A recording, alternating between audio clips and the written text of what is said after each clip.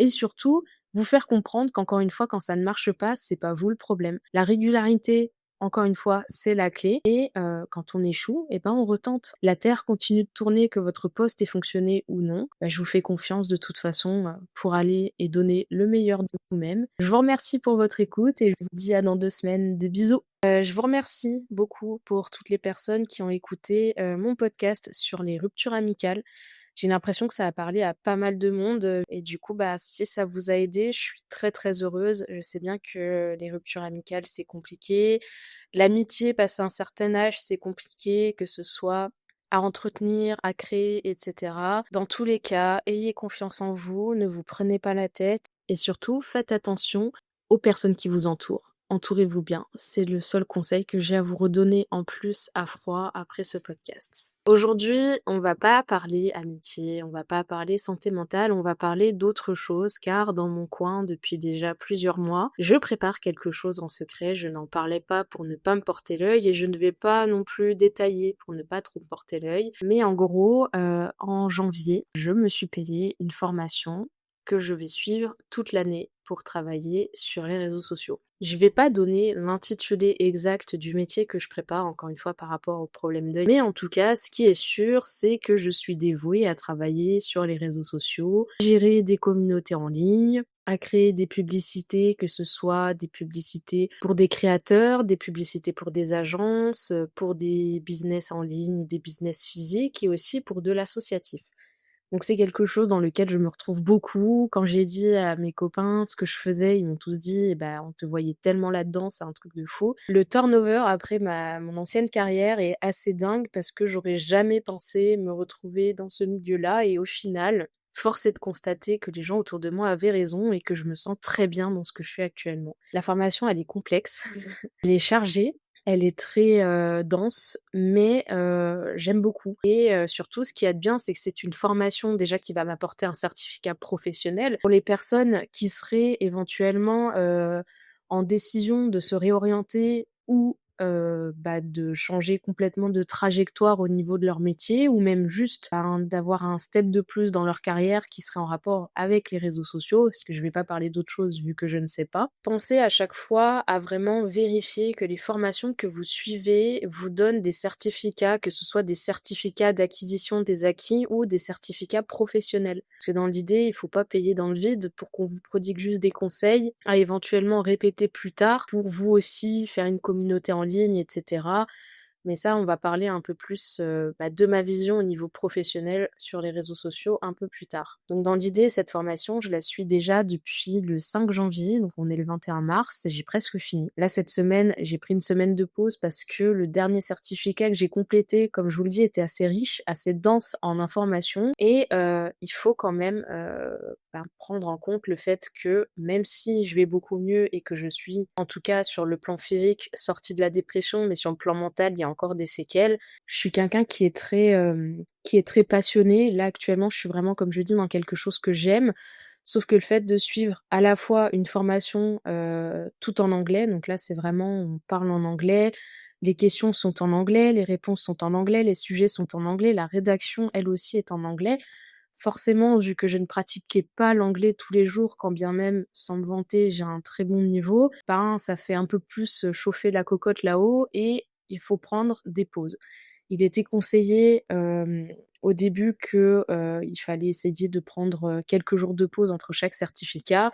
Étant donné que j'étais lancée, j'ai pas trop écouté ça et au final, ben, les infos à un moment, elles ne rentrent plus. Donc on a besoin de se poser 5 minutes et de reprendre plus tard. Donc du coup, actuellement, bah, cette formation se passe bien.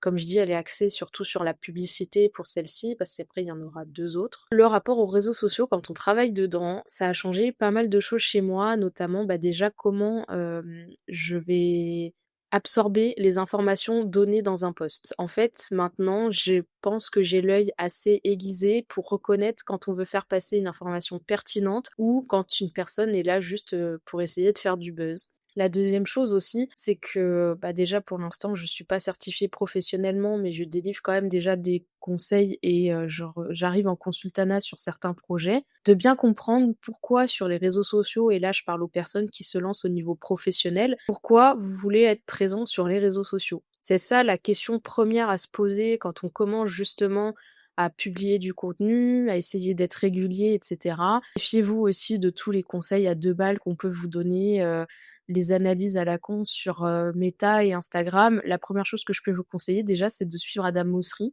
qui en fait est le CEO d'Instagram et lui, pour le coup, les conseils, il les a. Donc vraiment, s'il y a une personne que vous devez suivre, c'est lui, si vous voulez en tout cas vous lancer sur les réseaux. La deuxième chose aussi, c'est de bien comprendre quel est votre rôle, en fait, sur les réseaux. Pourquoi on a besoin de justifier votre présence. Dans la formation, je sais qu'on dit souvent, la première chose à se dire, c'est, est-ce que je souligne un problème et j'apporte une solution ou je me contente juste de souligner le problème et de tourner autour? Dans l'idée, si vous utilisez les réseaux sociaux comme vitrine pour un business en ligne, un business physique ou ce que vous voulez, ben, la seule chose à faire, ça va être d'être régulier et surtout d'être authentique. Je pense que ces derniers temps, vu que moi je suis rentrée dans une niche très, professionnelle des réseaux sociaux dans le sens où, bah, ça va être beaucoup d'astuces pour les community managers et cetera. Je me rends compte qu'il y a beaucoup de gens déjà qui font un petit buzz sur comment utiliser l'intelligence artificielle pour rédiger ses posts. Première chose que je vous conseille, c'est d'arrêter de faire ça. L'intelligence artificielle maintenant, ça fait 2 ans, voire plus, qu'elle a fait son essor, que tout le monde sait qu'elle existe, qu'on peut générer des tas de choses avec, notamment du texte. Arrêtez de prendre les gens pour des cons. On le voit bien quand c'est de l'intelligence artificielle. Donc gardez un peu d'authenticité. Un travail sur les réseaux, il faut bien comprendre que c'est un métier à part entière, d'accord? On peut pas être partout à la fois, comme je dis. On peut pas être au four et au moulin. Quand on est dans une boulangerie, tu peux pas demander au boulanger à la fois, de pétrir la pâte, de faire cuire les baguettes, de servir les clients, de nettoyer les shops, ça ne fonctionne pas comme ça. Pour les réseaux sociaux, c'est la même chose. En fait, il faut aussi délier l'idée que avoir une personne juste consacrée aux réseaux sociaux, c'est une perte de temps, c'est une perte d'argent et cetera. Non, parce qu'en fait, au-delà de faire grimper des likes, sans raison apparente, ben, le community manager ou la personne qui est spécialisée dans une tâche au niveau des réseaux sociaux, eh ben, en fait, elle va concentrer toute son énergie là-dessus et ça va libérer de la charge mentale pour d'autres gens.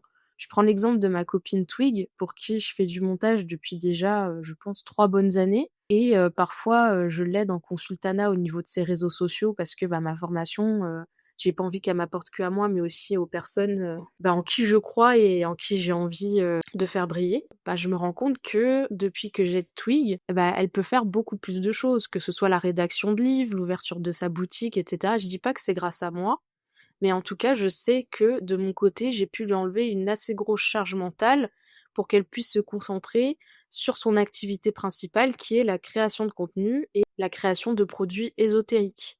Et pour qu'elle puisse apporter un travail de qualité et surtout un travail authentique aux gens, Twix c'est une des premières personnes qui a bien compris qu'on ne pouvait pas être au four et au moulin. Que si elle voulait se concentrer à fond sur sa création de contenu, il fallait que certaines tâches soient déléguées à d'autres personnes qui, elles, se concentreront là-dessus et uniquement là-dessus. Et là où j'attire votre attention aussi, c'est votre place sur les réseaux sociaux. Dans l'idée, je vois beaucoup de personnes aujourd'hui qui ont envie de, entre guillemets, percer sur les réseaux comme c'est arrivé à l'ère de TikTok en 2020, qui n'y arrivent pas et qui rejettent un peu la faute sur les autres, et cetera. En fait, il faut bien que vous compreniez aussi quelle est votre place sur les réseaux sociaux. Si vous êtes là uniquement pour percer, avoir un maximum de followers et éventuellement plus tard pouvoir générer de l'argent via vos réseaux sociaux, bah, est-ce que vous apportez une solution à un problème existant ou est-ce que vous allez trouver un problème, vous apportez une solution, on revient à la même chose? En fait, il faut comprendre que pendant le Covid, les gens avaient rien d'autre à faire que de traîner sur leur téléphone. TikTok, il a complètement pété en France en 2020 pendant la période du Covid parce que justement, les gens, ils avaient rien d'autre à faire, ils passaient leur journée à scroller. Après, au niveau scientifique, on sait comment ça se passe, ça envoie de la dopamine, le cerveau devient accro, et cetera, et cetera. D'où le fait que, pour ma part, j'ai arrêté TikTok. Et bah, sur Instagram, c'est à peu près la même chose. Dans l'idée, aujourd'hui, Instagram, pour les gros créateurs de contenu qui sont déjà en place depuis plusieurs années, Instagram, c'est une vitrine. C'est une manière de se rapprocher, bah, des gens qui les suivent, de se rapprocher des gens qui soutiennent leur travail, en donnant cette impression de proximité qu'il peut y avoir avec les gens. Et surtout, c'est un espace, on va pas se mentir, quand même vachement propice, au AdSense ou, aux collaborations commerciales. Donc en fait, le conseil que je peux donner aujourd'hui aux gens qui veulent se lancer sur les réseaux sociaux uniquement dans l'idée, de percer en partageant des moments de leur vie, si vous n'apportez pas de solution, encore une fois, à un problème existant ou un problème, que vous avez découvert, forcément oui, ça va être un peu voué à l'échec. Aujourd'hui, Instagram peut être un complément de revenu, mais en faire sa principale activité, c'est pas possible, sauf si vous êtes déjà en place depuis longtemps. En ce qui concerne les petits créateurs qui galéreraient peut-être un peu, au niveau algorithme tout simplement, à essayer de target une audience ou à essayer aussi, de faire grossir tout simplement leur petit business en ligne. Le premier conseil que je vais vous donner, plutôt que d'aller chercher 1000 et un trucs sur internet et cetera, de noter des heures de pause, des choses comme ça va être en premier lieu la régularité. En fait, il y a pas plus important que ça. Et de tous les trucs, les contenus que j'ai pu analyser, les gens que j'ai pu aider, et cetera, il y a un truc qui pèche à chaque fois, c'est la régularité. En fait, vous pouvez pas vous contenter de poster 1 ou 2 fois par semaine et ensuite de râler parce que ça fonctionne pas. Donc je comprends encore une fois que la création de contenu, c'est un travail en plus pour des créateurs qui de base ont déjà beaucoup de travail, mais c'est quelque chose à pas renier, dans le sens où il n'y a pas de formule magique. L'algorithme, c'est pas un truc qu'on peut reach comme ça en se disant oh bah j'ai trouvé une nana, elle a dit qu'il fallait faire comme ça, voilà. N'oubliez pas que les gens qui vous prodiguent des conseils, qui vous engagent à commenter pour recevoir des choses par DM, etc., souvent, eux, ils poussent leur algorithme grâce à vous. Encore une fois, quand quelque chose est gratuit, c'est vous le produit, on le rappellera jamais assez.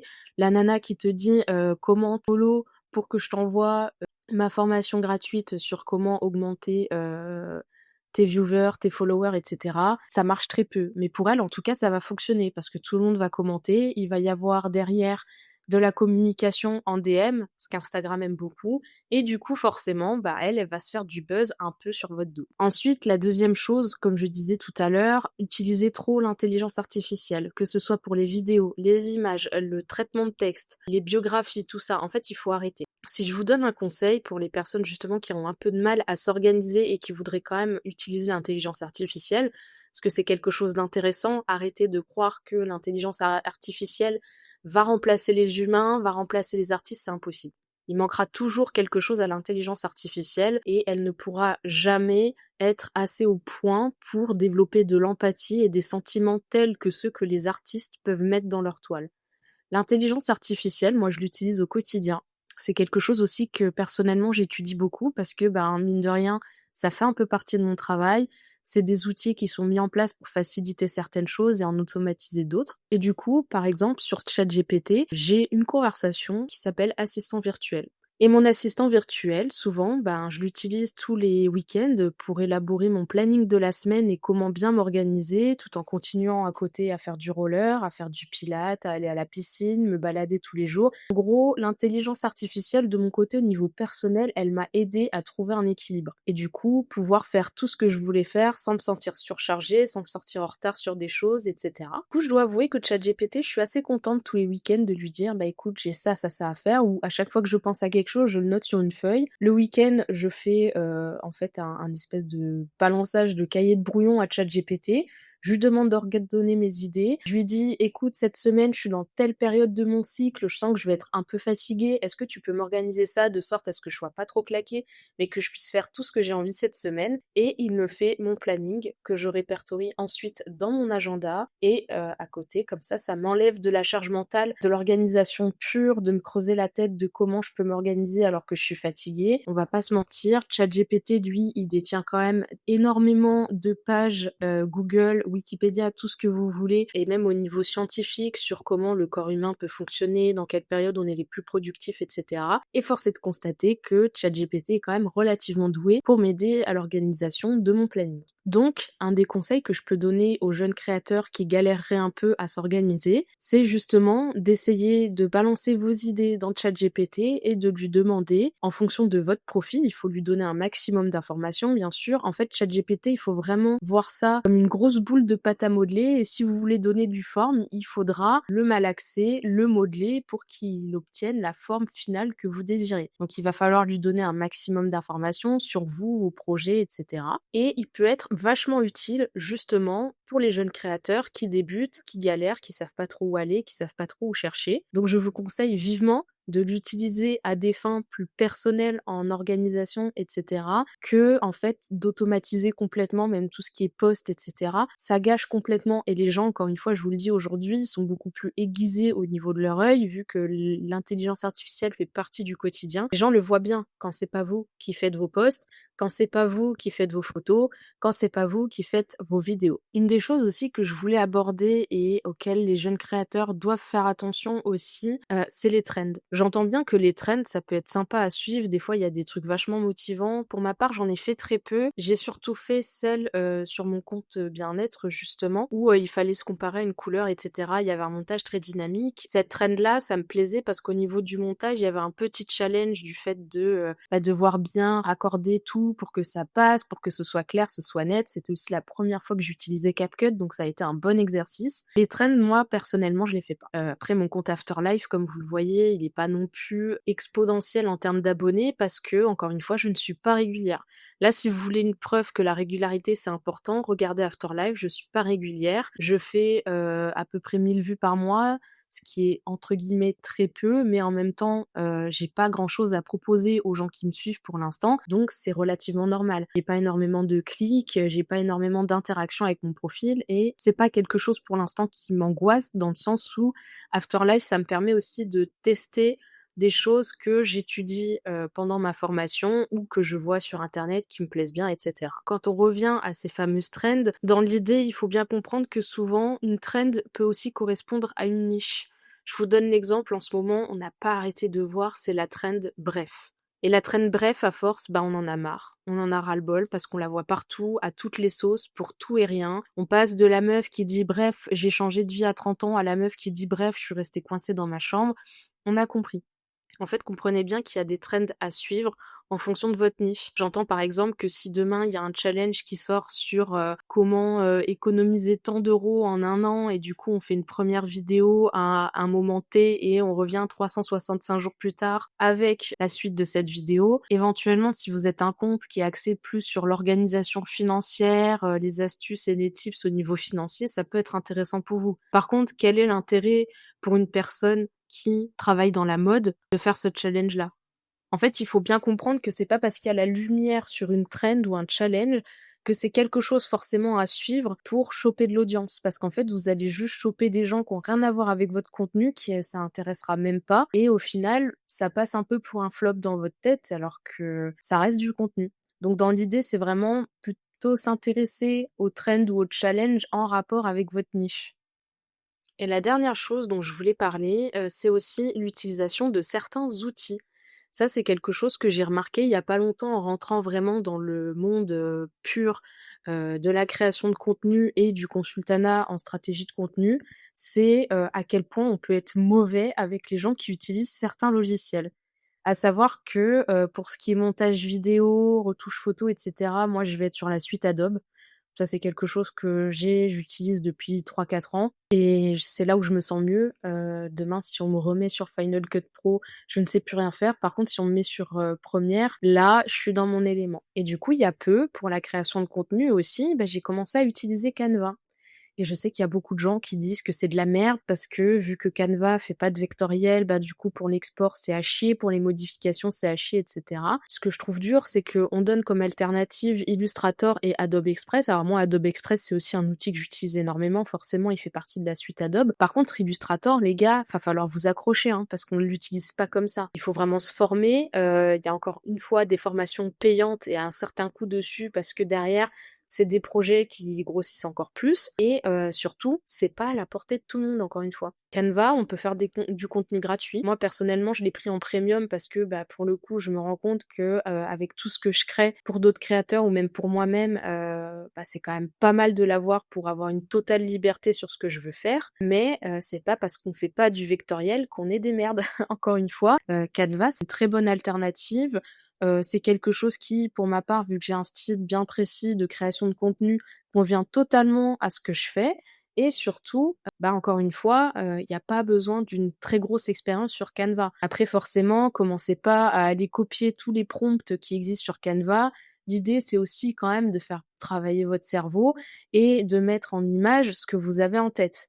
Donc copier les uns sur les autres, ça ne sert à rien. Comme l'idée de faire des e-books, en ligne avec Canva et de gagner 3 000 € par jour, les gars, ça ne fonctionne pas non plus. Vraiment, ça, j'en peux plus, le nombre de personnes que j'ai eues qui ont pu me demander: «Est-ce que c'est vrai? Est-ce que c'est possible avec Can» non, non, parce qu'encore une fois, les personnes qui vous proposent ça, c'est elles qui se font du blé sur votre dos parce qu'ils vont vous vendre des petits livres. Ça paraît anodin comme ça. 3 € le e-book pour vous expliquer comment ils se sont fait 3 000 balles par mois avec, Canva, ça marche pas pour tout le monde, encore une fois.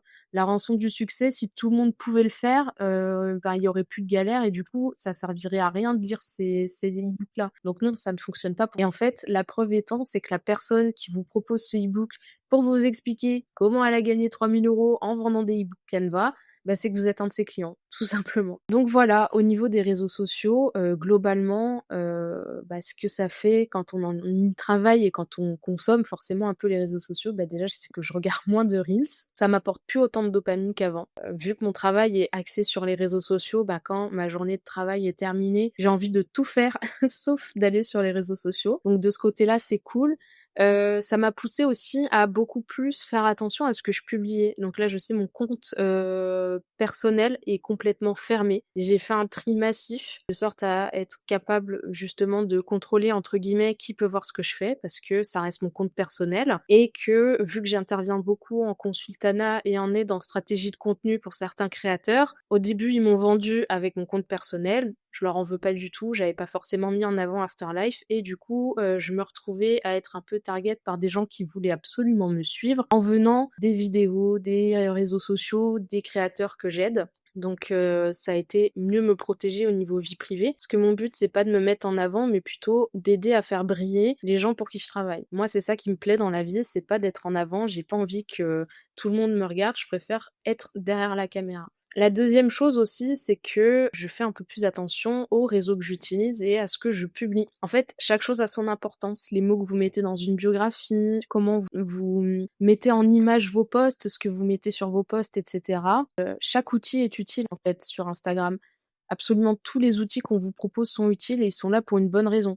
Donc du coup, c'est quelque chose avec lequel, je deal un peu plus, d'aller un peu trifouiller partout, de comprendre, qu'est-ce qui correspond à quoi. Ma formation, elle est spécialisée méta, mais aussi, LinkedIn et Twitter, par exemple. Et du coup, on se rend compte que, en fonction de ce que vous faites, dans la vie, en termes de là, je dis en termes de création de contenu, mais surtout en termes de vitrine, donc votre «profession» entre guillemets. Par exemple, une vendeuse de bougies, on est obligé d'avoir un visuel, de ce qu'elle vend, un visuel des bougies.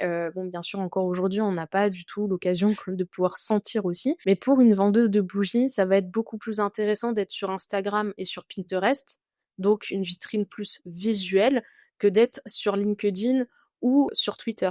Ça va pas apporter grand-chose. Au niveau de la stratégie de contenu en consultanat, sur quel réseau orienter les créateurs pour qu'ils soient le plus vus et surtout qu'ils soient dans ce qui leur correspond le mieux en termes de vitrine. Et pour finir, ça c'est une question qu'on m'a posée aussi, chez mes copains surtout, est-ce que j'ai réinstallé TikTok? Pas du tout. Pas du tout. J'ai une partie de ma formation dessus, je suis toujours ouverte à étudier comment TikTok fonctionne, surtout au niveau du marketing digital. Par contre, en tant que consommatrice de réseaux sociaux, je ne vais plus sur TikTok. Ça, c'est quelque chose que je n'ai toujours pas décidé de retélécharger, décidé de regarder. Après, je considère aussi qu'étant donné que je suis plus dessus depuis déjà 2 bonnes années, je peux avoir beaucoup de retard dessus et surtout, j'ai pas envie de me spécialiser TikTok. C'est une possibilité qu'on a dans mon cursus, mais en tout cas, c'est pas du tout vers ce à quoi je tends. TikTok pour le marketing digital, c'est pas mal pour certaines choses, mais pour ce que je veux faire, j'ai pas le sentiment que ce soit vraiment adapté et surtout, je me sentirais pas super en adéquation avec mes valeurs de faire du contenu, marketing sur une plateforme que j'exècre complètement. Donc voilà, je n'ai pas réinstallé TikTok. J'ai réinstallé Twitter,